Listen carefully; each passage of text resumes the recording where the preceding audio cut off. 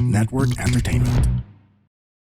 Marami mga bagong investment, bagong business na pwedeng lumabas. So opportunity din to ng mga, syempre mga bossing or mga business people na who wants to take advantage of the year. Although part of the negative, fire is unstable. Okay, fire is more on going up pero a little unstable siya. So maybe this year more on money labas talaga. Okay, so Oo. medyo mahirap kontrolin ng pera. Kaya nga kung sinabi nila, can we do mga like investment, makontrol natin yung pera, magpalaki tayo ng savings natin. Yun ang medyo part ng challenging ng Fire Horse. Medyo mabilis talaga ang labas ng pera for this 2026. Okay. When you say fire horse, ano yung sabihin ng fire? Like, may like, paano ko malalaman na kasi ako Parang you're rooster. fired, ganun. Pwede.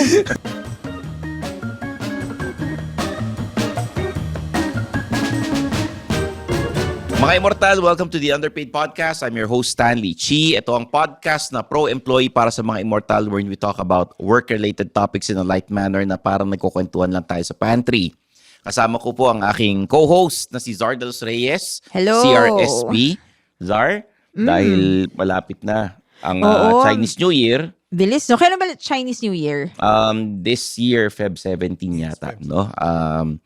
Inimbitahan na natin ang very in demand at napakasikat Grabe. online Sikat yan na ngayon. feng shui expert. Yan ang pinakasikat na feng shui Oo, expert. ang mga feng shui expert na mga ta-artits ngayon, Oo nga. mga kabataan. Celebrity. Ito si Feng shui expert. At ang author nitong Feng Shui Guide 2026, Coach Johnson Chua. Hi, hello. Hi, Johnson. Pa-autograph naman. Coach Johnson, Sure. pakilapit na lang yung Yes, yung mic sa Okay. Yan, para mas maganda yung audio natin. Alright. Thank you again. Thank you always sa pag-invite nyo rin sa akin and also giving me this opportunity para makapag-share din tayo ng mga positivity and good luck sa lahat. Yes. Yun. Alam mo naman, Coach Johnson, ikaw isa sa mga pinaka-in-demand, hindi lang sa mga celebrities ngayon, pati sa mga listeners ng Underpaid. Kasi nga, Yes. bagong taon, yung iba, bagong trabaho, bagong business, or yung gusto nila mag-shift ng career. Yeah. Oo. Diba? Tama. Legit dyan si Johnson. Kasi meron yan mga sinabi sa akin dati na medyo nagkatotoo eh. Eto na lang. Si Zar sinabihan na wag mag-abroad noong 2024. Matigas ang ulo, nagpunta ng Thailand. Iwasan ko daw, no? Sinama yung anak. Hindi ko alam kung nagparitoke or what, no? Hindi ko alam. Sino yung anak? Ewan ko sa inyo kung sino Bakit ako nagparitoke. magpaparitoke? Pagbalik, nagkasakit. Di ba Hindi. sinabihan niya? Habang nasa Thailand. Habang nandun pala. August yun ah. Yan. Habang nasa Thailand. Oh. Mga 10 days. Ghost month Grabe. kasi bumiyahe. Sabi niya, wag nang bumiyahe sa Hindi siya naniniwala. Yes. Sinabi ko na rin, wag ka nang bumiyahe. Dito ka na lang. Ayun. So, naniwala na siya. Nagbayad na kasi ako eh. Ayun. Coach, ano ba ang nakikita ninyo para sa mga employees ngayong 2026? Alright, kasi because itong 2026, no, pwede naman natin tignan kahit papaano, it will become much more positive year naman, okay, compared to this 2025, no? Kasi maganda naman ang opportunity ng 2025, pero ang dami talagang uncertainty na nangyari. If you remember din sa naging reading natin for the 2025, no? Kasi Year of the Snake, masyadong flexible, masyadong magalaw, hanggang sa kulang sa stability energy. Although ang 2026, kahit papaano, especially for the career side, kasi ang 2026 as year of the fire horse. Okay, so the starting energy of the fire. And the fire is always a symbol of like creativity, it's a symbol of power. Kung sa mga career, syempre gusto nila yung level up, promotion. Kasi ang fire is only going up, hindi siya nag-go down eh. Kaya maganda naman, no? Although yung nga lang, over-fire tayo, itong fire horse. Sobrang extreme. Kaya also, the competition is very strong. Medyo malakas ang competition. Marami rin mga sapawan, labanan, conflict. Kaya yun naman yung dapat nating ingatan. Kasi mamaya maging maganda man, maging productive man yung taon, pero maraming mga like yung mga inner conflicts. Ganun siya. At yun yung pwede mag-cause ng problems like that. Okay. Sa mga boss naman, ito sa mga employees, di ba? Sa Yes. mas stiff yung competition. Sa mga boss, kumusta? Sa mga boss naman, because sabi natin, ang horse, no, medyo maganda siya pagdating sa opportunity, especially in terms of the money luck or business luck. So we can say din itong fire horse na to, magdadala rin to ng maraming like yung kapag sila mo kasing creativity is may mga new business opportunity eh. So chances labanan din to ng mga bagong, ano ba yung bagong negosyo? Baka may mga bagong pakulo na pwedeng lumabas ngayon. Okay, so we can expect na itong fire horse na to, in terms of positivity, marami mga bagong investment, bagong business na pwedeng lumabas. So opportunity din to ng mga, syempre mga bossing or mga business people na who wants to take advantage of the year. Although part of the negative, fire is unstable. Okay, fire is more on going up pero a little unstable siya. So maybe this year more on money labas talaga. Okay, so medyo mahirap kontrolin ng pera. Kaya nga kung sinabi nila, can we do mga like investment, makontrol natin yung pera, magpalaki tayo ng savings natin. Yun ang medyo part ng challenging ng fire horse. Medyo mabilis talaga ang labas ng pera for this 2026. Okay. When you say fire horse, ano yung sabihin ng fire?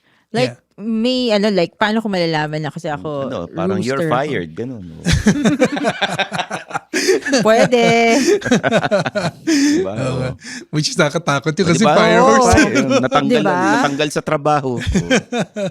So, paano ko madidistinguish na, kunwari ako, Ay, isang fire or rooster earth, ba ako, like that. water, whatever. Yeah. So balik kasi meron tayong tinatawag na 5 elements. So meron tayong wood, fire, earth, metal, and water. So ang basis natin para at least mabilis natin mahuli kagad no kung anong element ka. Okay, titignan nyo lang po yung ating birth year. Okay, yung last digit. Okay, tignan nyo lang po yun. Okay. Yeah. Doon lang po, yun, kasi medyo nag-ano ako nun eh. Nung una, tinatry ko i-memorize lahat bawat year. Hanggang sa nahuli ko yung pattern. Tapos yun, gumawa ko ng formula on that. So pag napansin mo, ang dulo mo is 4 or 5. Okay, so kunyari 1984, 1994, 2004, like that. Okay, dapat 4 yung dulo or 5. So under ka sa wood element.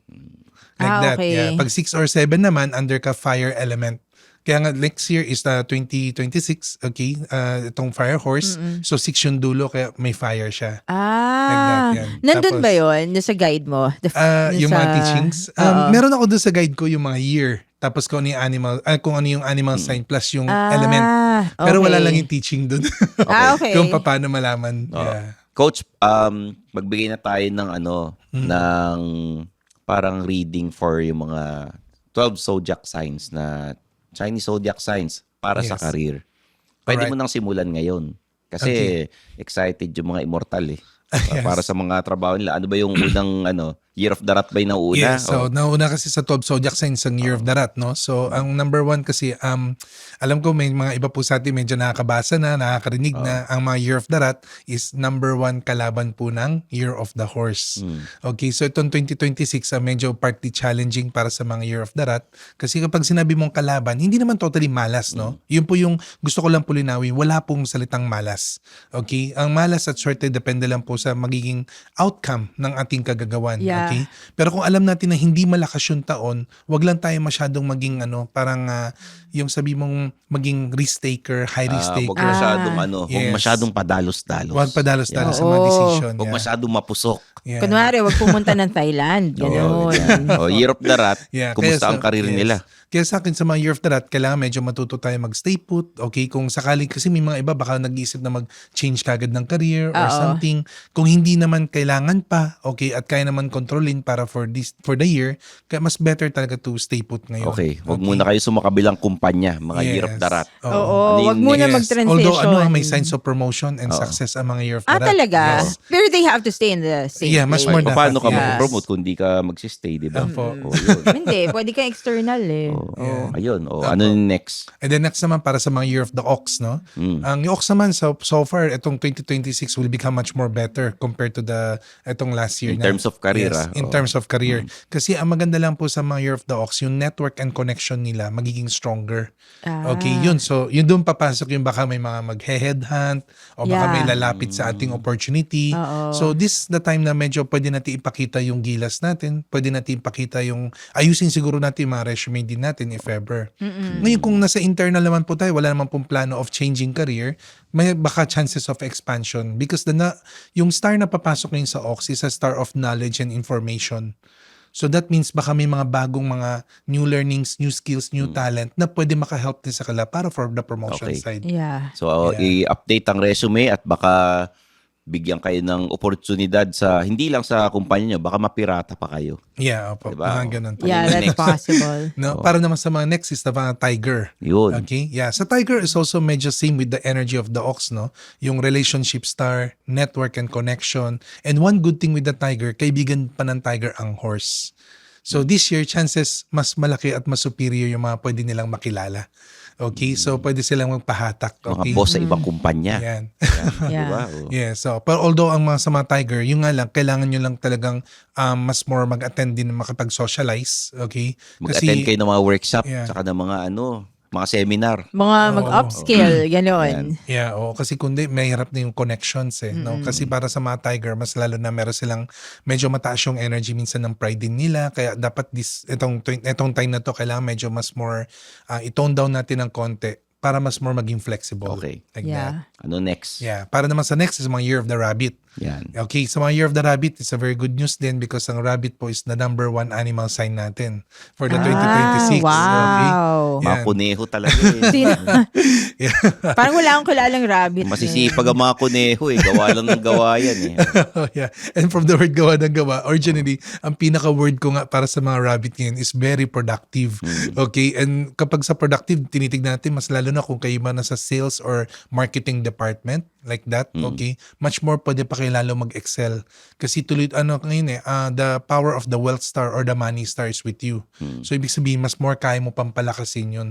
Okay. Like that, yeah. So basta masipag lang talaga. Masipag Oo. lang. Although, ang warning ko lang konti sa rabbit kasi ang rabbit meron silang tinatawag na broken clash. So, broken clash sometimes has to do with mga broken promises. Huwag kayong mga ako na hindi nyo Oh. tutuparin. Yes, oo, ganun Parang siya. nag-over-promise, Yeah. gano'n. Baka mag-overpromise like that. Yeah. Or baka sila rin. Baka mamaya ma-promise sila ng hindi rin nag-okay. Kaya due diligence din Oo. dapat sila. Kasi mamaya may mga kontrata na puro verbal lang. Wow. 'Di ba? Pwede rin sila madali. Like Okay. that. Yeah. So what's next after the rabbit? Yes. After the rabbit naman, sa dragon. Yan. Okay, and one good thing, yan, dragon, maganda rin yan. Kasama yan sa top 5 animal sign. Okay, so very powerful din ang dragon ngayon kasi meron din sila mga like networking, helpful people. Pero itong 2026, much more on focus sila sa opportunity side. Okay, so yun, kailangan medyo palawakin nila yung horizons nila.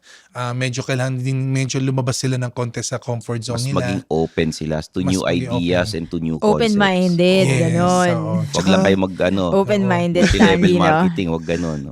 Yeah, oo nga, no? Diba? Oh. Yeah, so importante lang is maging open din also sa mga advices din kasi minsan may mga iba nagbibigay na ng advice sa atin. Baka malay mo nandoon pa pala yung mga keywords na pwede natin magamit.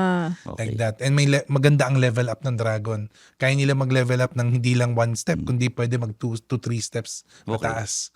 Very strong. Ganun. Okay. After the dragon, syempre, Yeah. snake. Snake naman, yes. Okay. Para naman sa mga Year of the Snake, opportunity is good, okay? Pero ngayon nga lang, may tinatawag akong 2:1 para sa mga snake ngayon. Ibig sabihin, times 2 effort. Only, tapos kailangan yung masipagan result pa. niya. Okay. Yes, kailangan talaga medyo sipag, tiyaga, tsaka yung hardworking natin. At yun nga lang din, kasi sa mga Year of the Snake, hindi maiwasan, they're very result-oriented. Nakafocus talaga sila sa result. Kaso minsan, pag sabay-sabay dumarating opportunity, mamaya gustuhin nilang gawin lahat. Pag kasi gusto mo gawin lahat, 2:1 ka, paano mo Yeah. i-divert yung self mo? So, maybe not the multi-goal ang sagot for this 2026. Huwag mag-multitask pagka Yeah. Year of the Snake ka. Yes, so much more focus mo kung ano yung meron ka, tapos magpalaki ka on that part. Okay. Yeah. Yun. O, Year of the Horse naman. Yes, para naman sa mga Year of the Horse, okay, itong 2026, okay. This year is your own year, okay? So meron dalawang effect yun para sa mga horse. Pag sarili mong taon, okay, that means all the spotlight sa'yo nakatingin, okay? So kung ang request mo is more on, syempre, mas more makilala, sumikat, okay, or influence energy, okay, then it will become better para sa mga horse energy. Okay? Although yun nga lang kasi pag nasasa'yo ng spotlight, hindi ka na Yeah. makakaiwas. So that means kahit may konting pagkakamali ka or may konting mapapag-usapan sa'yo, hindi ka rin makatakas sa mga like gossips, problema, Okay. pagsisisi, yung mga ganon.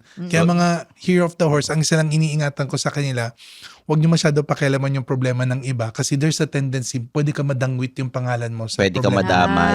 Pwede ka Kumbaga madamay. parang mind your own business sa mga Year of the Horse. Yes, Diba? choose your Tama. battle lang. like Choose your that. battles and Yes. dahil nakatutok sa yung spotlight, hindi lang sa opisina kapag iinitan, pati yung pamilya mo ata eh. Yes, possible yun. Diba? Oo, possible yun. Kasi yung negative star na nasa horse ngayon, ano siya more of like, may konting kinalaman yan sa money loss, sa health, and partly yung harmony energy. Yeah. So talagang mas maging introvert ang mga Year of the Horse ngayon. Yeah, opo. Anong next natin? Yeah. Para naman sa next is sa mga Year of the Sheep. Yun. Yan. Year of the Sheep is very powerful itong 2026. Kasi talaga? number one, sila ang best friend ng horse. Okay, so kapag best friend ka ng taon, syempre that means network and connection, makukuha mo kagad yung energy. Yeah. Okay, so that means may magandang support, helpful people, okay, tas maganda rin yung money luck din nila. So tendency pwedeng mas more mag-improve din yung kabuhayan nila for this 2026. Okay? Although yung nga lang po, ang warning na sa mga Year of the Sheep kasi they're very service type people. This year siguro, hindi naman maging selfish siya, pero much more i-value nyo muna rin yung self nyo. Kasi mamaya lahat ng pinagkakakitaan mo, iba naman nakikinabang. Tapos Wag natapos yung taon, masyadong Tama. sabi mong maganda, pero pala maganda sa iba, hindi mo nakaramdaman talaga yung totoong ganda. Like So that. kailangan sa mga Year of the Sheep, unahin ng sarili bago ang iba. Yes, so i-protect natin yung self din Yan. natin. Like that. Next, sino naman? Yeah, para sa next naman, sa mga Year of the Monkey. Oh. Okay, monkey is very good also in terms of opportunity, pero meron kasing robbery star din ng mga monkey. So need to be more careful yan sa mga like manloloko, magnanakaw, trust issue. So both yan external, internal. So kunyari nasa loob ka ng like sa work natin, hindi lang kasi pera ang pwedeng nakawin pati trust, pati idea. 'Di ba? Meron nga sa kasabihan na pati ang pagod pawis ninanakaw rin. Yeah. Pa yung yung jowa, ninanakaw rin. Ayun. Pwede, di ba? Nasusulot. Pwede rin yun. Nasusulot, no? di ba? Nasusulot. Naagaw. Yes, opo. Year of the Monkey, mag-ingat ha. Pati trabaho, baka maagaw sa inyo. Tama. Yes, oo. Diba? O Oo. yung promotion, baka maagaw sa Yeah. inyo. Credit grabber, Yeah. mag-ingat. Di ba? Yeah. Which is madalas nangyayari yan Diba? sa mga corporate or company. May mga credit grabber. And medyo nagiging biktima ang monkey dun. Yung kasi, monkey ang talaga? laging nananakawan. Sino kasi yung... ang monkey kasi, very creative kasi sila Magaling sila mag-produce. Medyo magaling sila sa mag-show, mag-action like that. Pero pagdating na sa magbubuhat ng sarili, hindi sila yung basta sabihin na ako'y magaling. Hindi kasi sila ganun Sino yung zodiac sign na nangaagaw ng Siyempre, Sino yung zodiac sign na madalas mangaagaw ng credit? Yeah. Originally, naman, no specific na animal zodiac sign. Kasi minsan depende rin sa combination ng birth year, birth month, okay. birthday, birth hour. Okay. Ganun siya. Siguro tignan na lang natin na sana lang wala lang bad intention. Okay. Like that yun. Okay. yung anak ko, monkey Oo. yeah. Tapos sabi niya creative, di ba? Okay. Yes. Oo. Si Sam. Yan. Monkey. Monkey ano rin yan, si very Sam. creative. Kaya pala yung ginawa niyang bakulaw na parang monkey. Yes. Ano bakulaw? Yung parang gumawa siya ng logo, ganyan, bakulaw Yeah, na. bakulaw wear. talaga? Para sa mga nag-gym, mga ganun. Meron siyang ganun. Tsaka mukha rin siyang Tsaka yung monks, di ba? Meron siyang ginawang monks.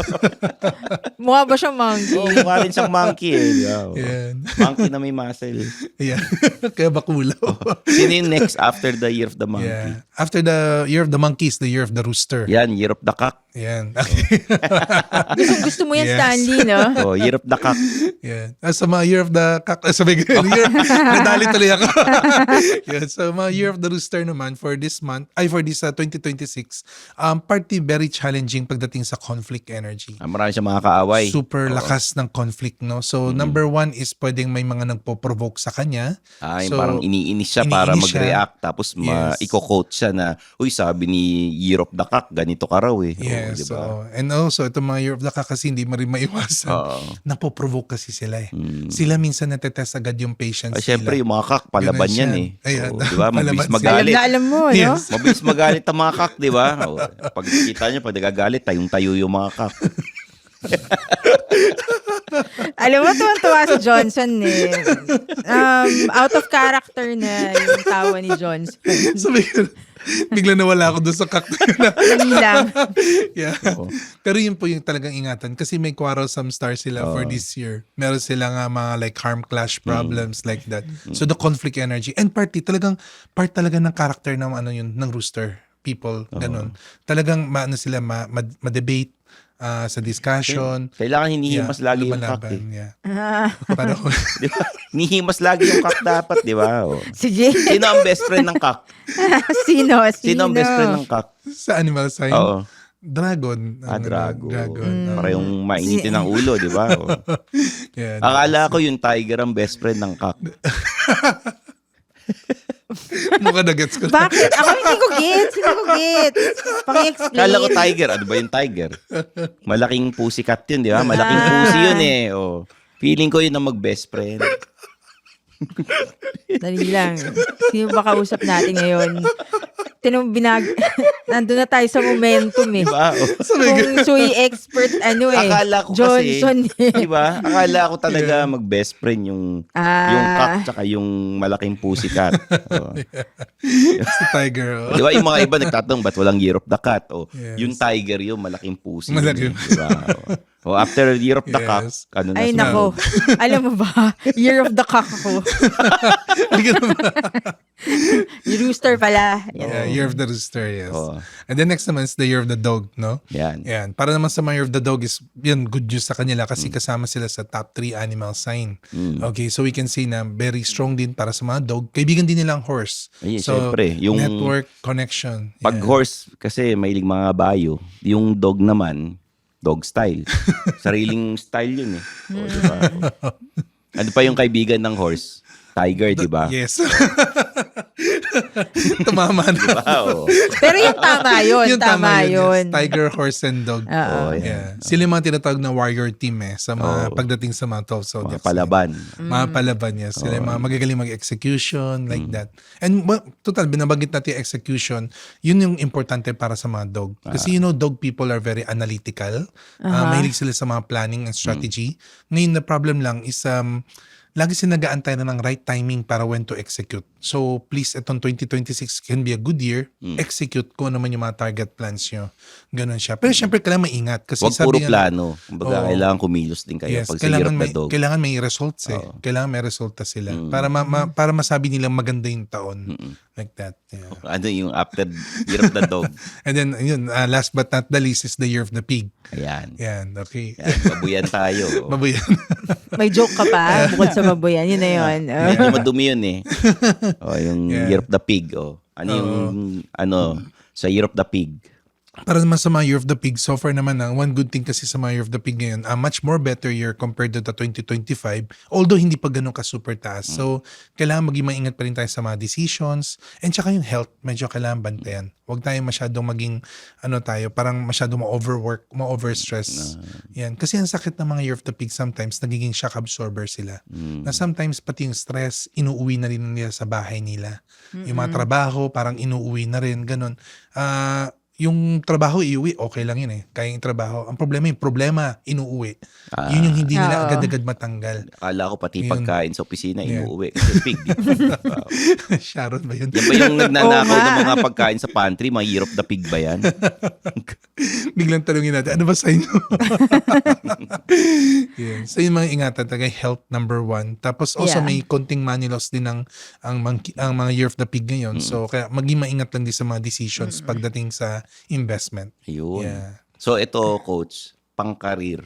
Yes, sa mga career Yung to. susunod na episode natin tungkol sa pag-ibig naman ng Wow. ng mga zodiac sign kasi yung Chinese New Year na tapat sa mga after Valentine's Yes. 'di ba? yes. So hindi pwedeng hindi pag-usapan yun kasi pagka nagtatrabaho ka minsan nakakahanap ka ng tunay na pag-ibig sa opisina.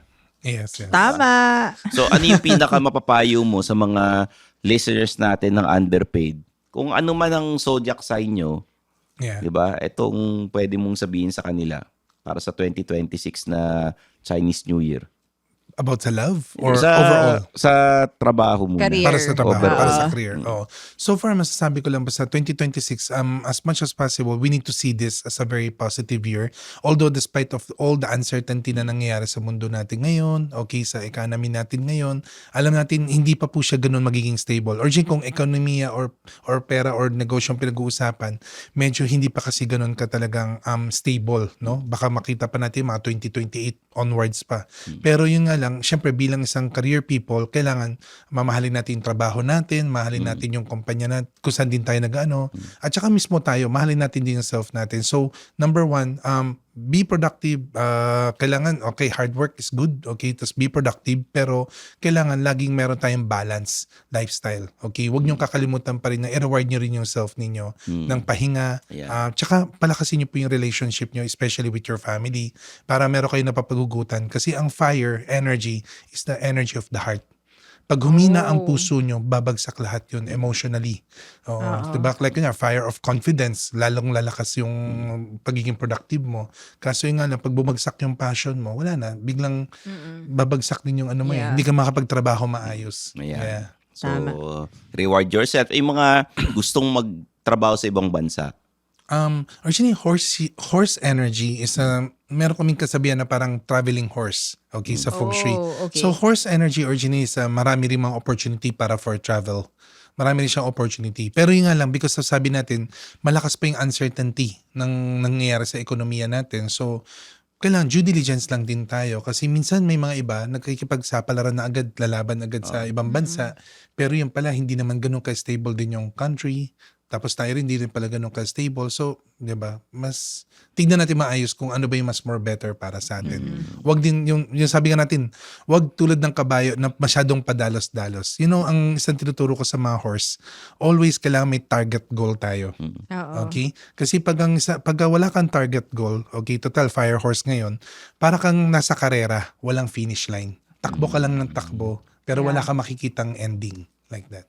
Oh, yun. Tama. So, Zar, ikaw ba? So- Nasagot ba yung mga katanungan mo? Oo naman. Bago matapos yung episode, bago gusto mo magtanong kay Coach Johnson. Imagine mo sa akin conflict di ba? Oh. So sa Suplado Motors, di ba? Magkatrabaho Hindi, tayo. magtatanong na lang kami tungkol Oo. sa underpaid tsaka sa Suplado Motors Ayun. na ginagawa namin bago matapos yung episode. Yeah. Oh. May specific question ka ba? Hindi, kumusta ang Suplado Motors at Underpaid Podcast pang 2026? Ako I can say na dapat much more of going up and going tayo tuloy-tuloy Yeah. on that part. Okay, and also the more we can also growing big, no? Kasi because of fire energy, nag-start na yung fire kung tutuusin. Yung sinasabi natin to parang yung pagpasok pa lang ng period 9 The fire energy is starting. So fire is may kinalaman yan sa technology, may kinalaman sa digital marketing, may kinalaman talaga? yan sa mga like yung nangyayari na ganito, podcast style, like that. So lahat ng tao ngayon talagang papuntang online. Like that, no? So, Tama. we can say na pwede pa tayong marami pang opportunity para to grow. Although alam natin, it's very competitive ngayon kasi mas lalo na kalaban na rin minsan ng mga AI, labanan Yeah. na rin on that part. Pero I can say na yung influence, very good, no? Kasi I think mas lalo na ito sa underpaid na show nyo po, okay? It's not only about giving mga balita lang, but also helping them, giving them advice. And I think kailangan ng mga tao ngayon ng motivation, inspiration, support, like that. Ayun. Yeah, so So, kailangan galingan pa natin. Okay ba yung kombinasyon ng naman. Year of the Cock tsaka Year of the Horse? yeah. Year of the Cock siya eh. Kulang Ako, daw ng tiger. De, Talagang joke. yun na. Year of the horse Talagang ako eh. yun na yung tawag mo sa rooster, no? bakit? Ano ba yun? Di ba? Cock naman talaga, di ba? Oh. Kailangan hinihimas sila. Palaban. Tayong-tayo sila pag hinihimas. O, di ba? Oh. Ganun na mga cock. Oh. Hindi ko alam kung ano sasagot ko sa'yo, Stanley. Anong lucky color ngayon? Yeah. Best lucky color no para sa fire horse kasi because of fire will become very strong. So Yeah. medyo kakailangan natin ng more metal element tsaka water element. Aha. O nga pala no, warning lang medyo wala tayong masyadong tubig for 2026. Ay, kasi fire eh. Yeah, it's over fire. As in talagang there's a possibility of El Nino on the first half of the year. Talaga? So kung Ganun siya. kung wala masyadong tubig, mababawasan ba yung baha? Yun ang problem kasi because of yung first half kasi magiging over-init. Pag nag-over-init yan, possible of like mga heat stroke problem, over Yeah. like that. Kapag gano'n man kainit kasi yung first half natin, sa second half, doon tayo babawiin ng bagsak. Kaya baka lalong lumala ang baha. Kung naalala nyo, meron tayong ginawa yun sa 2024, like that, no? One of the reading, meron, kasi medyo same to sa energy ng 2024. Yung first half, nagkaroon tayo ng mga heat index problems. Umabot tayo, I think 40 plus. Yeah. Like that. Kaya nga, di ba, pinay-stop ng mga school yung mga ibang mga face-to-face. Ako, Like that. kailangan palinis nyo na ang mga aircon nyo. Tapos pagdating ng mga around November, December ba, yun yung pumasok yung Karina. That's 2024. And Karina, I think, is much more grabe than Ondoy. Oo, si Ondoy dati parang 1 floor yata ang naibaon. Ngayon si Karina parang almost 2 floors. So 2 floors that's na. why we need to be more careful din talaga na itong imbalance of the energy kasi lack of water pwedeng mag-over imbalance siya. Okay. Yeah. Marami bang sunog na mangyayari? Kasi fire horse Yes. eh. Oo, sa first half of the year there's a possibility. Kaya we need to be Yeah. more careful. Kaya medyo maging maingat tayo sa bahay natin, yung mga charger, 'di ba? Yeah. Yan naman madalas na nagko-cause nun eh. Mga ganun. True. Kaya be careful tayo. Ayun. Like that. Medyo bitin tong episode na to, Coach Johnson. Pero sa next episode naman, pag-uusapan natin yung love. Yung love energy. Yung love ng mga 12 zodiac signs. Yes. Lalo na sa mga opisina, nagkakainlaban yung mga magkakatrabaho. Kasi naman, sabi ni Coach Johnson mahalin yung trabaho. Ako naman sabi ko, mahalin ang trabaho, wag ang katrabaho. Yan yung mga motto ni Stanley. Yan yung mga wisdom ni Stanley. Yeah. You can go to Coach Johnson sa Yes. Phoenix Dragon, Yeah, so you Lucky can Chinatown, Lucky di ba? Chinatown Mall. Yeah, meron kami doon yung Phoenix Dragon. Okay. And then also yung sa shop ko sa Binondoong Pin. Oo. Yeah, Sunrise General Merchandise. Yun, pwede niyo rin po ako makita doon. Sa Green Hills, Yes. meron kayo, di ba? Meron din sa Green Hills. Saan sa Golden Green Hills? Monkey. Sa Promenade meron doon. Golden Monkey. Talaga? Yeah, so medyo hinaluan lang namin konting mga toys doon kasi medyo mga toy enthusiast din kami. Oo, yan. Mga mahilig sa Prime laruan. collector. Tama. Yeah. And also sa Vira Mall, yung Golden Phoenix, like that. Yeah. And also doon sa Ungpin, meron pa kami isa sa Dragon Phoenix din, sa baba po nung Laylay, Chinatown Laylay Hotel. Okay. Mga Tama, pala, tama. Laylay Yes. Hotel, masarap pagkain dun. Yes. So maraming salamat, Coach Johnson. Yes. Okay. Thank you also. Thank you. Thank you, Zar, i-promote na natin ang ating social media. Ayun, so you can follow me on LinkedIn. It's Zar De Los Reyes 1. Also, hindi lang yun. Meron tayong journaling workshop sa January 24. Diba? So, kung gusto niyo sumali, message lang kayo dun sa Spotify. Mag-comment na lang kayo kung gusto niyo sumali sa journaling workshop. Marami kaming mga sponsors, like merong free, yun, Ipon Planner, diba? Piso Planner. Piso Planner. Galing kay Chinky Tanyon. Oo, Donate siya. so Tsaka yung nag-donate mga talaga si Chinky, Ipon si Sir box. Chinky. Oo, tapos, Oo, ang bait nga eh. So sure na meron ka ng planner for 2026. we'll be accepting only 50 attendees. Tapos may mga paraffle tayo. Si Omni nagpadala ng pang-raffle.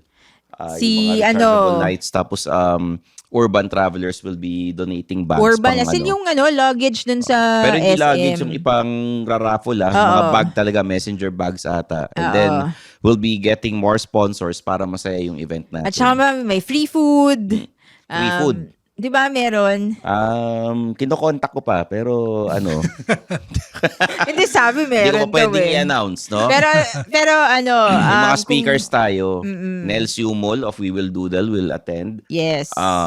Si Marky, yung For we'll talk about manifestation.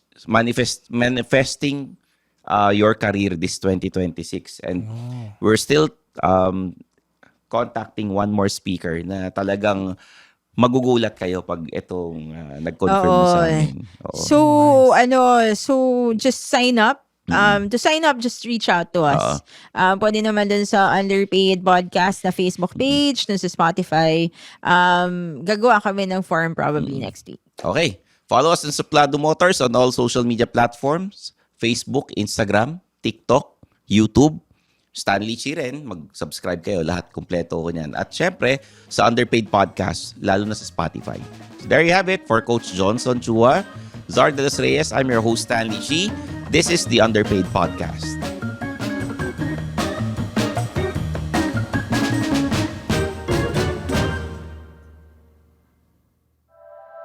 The opinions of podcast creators, hosts, and guests are not necessarily reflective of the official stance of the Pod Network Entertainment, its hosts, or other network programs. The content created by the people behind the podcast is personal and not meant to harm any religion, ethnicity, group, organization, company, or individual.